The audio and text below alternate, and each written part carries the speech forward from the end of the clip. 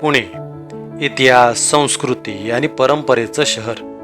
ह्या शहरातील प्रत्येक पेठ, प्रत्येक गल्ली आणि प्रत्येक दगड काही ना काही कथा सांगतो.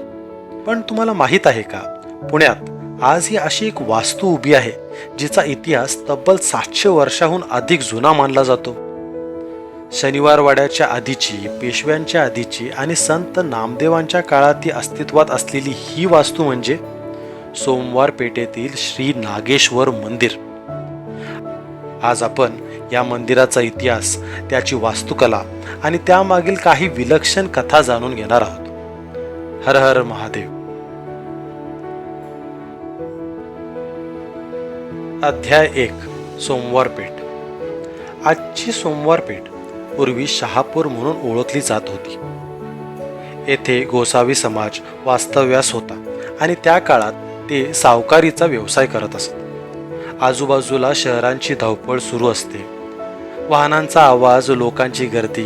पण या गजबजाटातून जेव्हा आपण या मंदिराच्या दगडी प्रवेशाजवळ पोहोचतो तेव्हा वातावरण अचानक बदलतं. जणू आपण वर्तमानातून इतिहासात प्रवेश करत आहोत.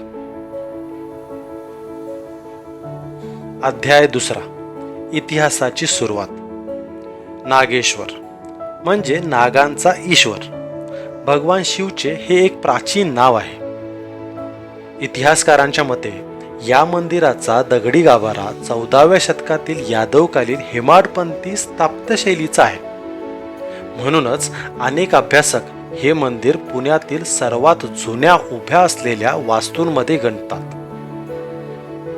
आज आपण जे मंदिर पाहतो ते एका काळातील नाही, तर 2 वेगवेगळ्या ऐतिहासिक कालखंडांचा सुंदर संगम आहे. खालचा दगडी भाग यादवकालीन, तर वरचा लाकडी सभा मंडप पेशवेकालीन. अध्याय 3. संतांचा स्पर्श. या मंदिराचं महत्त्व केवळ स्थापत्यपुरतं मर्यादित नाही. संत नामदेवांच्या रचनांमध्ये या मंदिराचा उल्लेख आढळतो. यावरून हे मंदिर त्यांच्या काळातही भक्तांचं महत्त्वाचं केंद्र असल्याचं दिसून येतं. लोक परंपरेनुसार संत तुकाराम महाराज लोहगावला आपल्या सासरी आले की या मंदिरात येऊन कीर्तन करत असत. त्या कीर्तनासाठी दूरदूरवरून भाविक एकत्र येत असत. अध्याय 4. मंदिरात प्रवेश. चला आता मंदिरात प्रवेश करूया. सर्वप्रथम दिसते ती भव्य दगडी कमान. या कमानीवर उभारलेला आहे नगरखाना. पूर्वी येथे धार्मिक सोहळ्यांच्या वेळी नगारे वाजवले जात असत. आत प्रवेश करताच शांत अंगण, 2 सुंदर दीपस्तंभ आणि मध्यभागी उभे असलेले नागेश्वर मंदिर मनाला एक वेगळी शांतता देतात. सभा मंडपात प्रवेश केल्यावर लाकडी खांबावरील कोरीव काम आणि छतावरील नक्षीकाम लक्ष वेधून घेतं. याच सभा मंडपात भगवान शिवचे वाहन नंदी महाराज विराजमान आहेत. अध्याय 5. गाभाऱ्याचं रहस्य. या मंदिराचं सर्वात वेगळं वैशिष्ट्य म्हणजे येथील गाभारा जमिनीच्या पातळीपेक्षा काही फूट खाली आहे.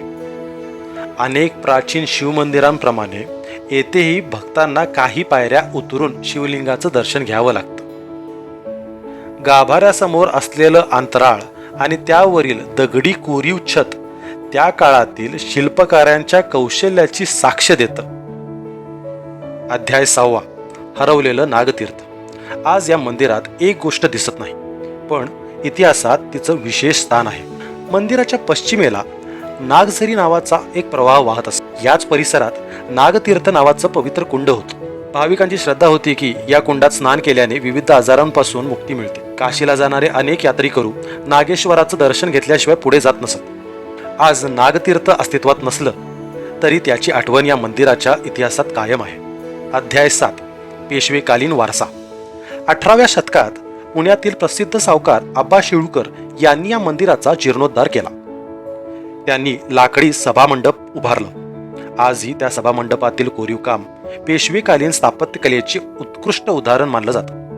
मंदिराच्या परिसरात राम, विठ्ठल, विष्णू आणि मारुती यांची ही प्राचीन मंदिरे आहेत. म्हणूनच हा परिसर पुण्याच्या धार्मिक आणि सांस्कृतिक वारसेचा एक महत्त्वाचा भाग मानला जातो. एका मंदिराची ओळख केवळ त्याच्या देवतेमुळे होत नाही, तर त्याच्या इतिहासामुळे, त्याच्या स्थापत्यामुळे आणि शतकानुशतक जपल्या गेलेल्या श्रद्धेमुळे होते. श्री नागेश्वर मंदिर हे त्याचं जिवंत उदाहरण आहे. 700 वर्षांचा इतिहास, संतांची परंपरा, यादवकालीन दगडी रचना, पेशवेकालीन लाकडी सौंदर्य आणि आजही अखंड सुरू असलेली शिवभक्ती, हे सर्व एका ठिकाणी अनुभवायचं असेल तर सोमवार पेठेतील श्री नागेश्वर मंदिराला एकदा नक्की भेट द्या. मी आहे सूरज आणि आपल्या महाराष्ट्राच्या इतिहासाचा शोध आपण असाच एकत्र घेत राहू. पुन्हा भेटूया एका नव्या ऐतिहासिक प्रवासात. तोपर्यंत हर हर महादेव.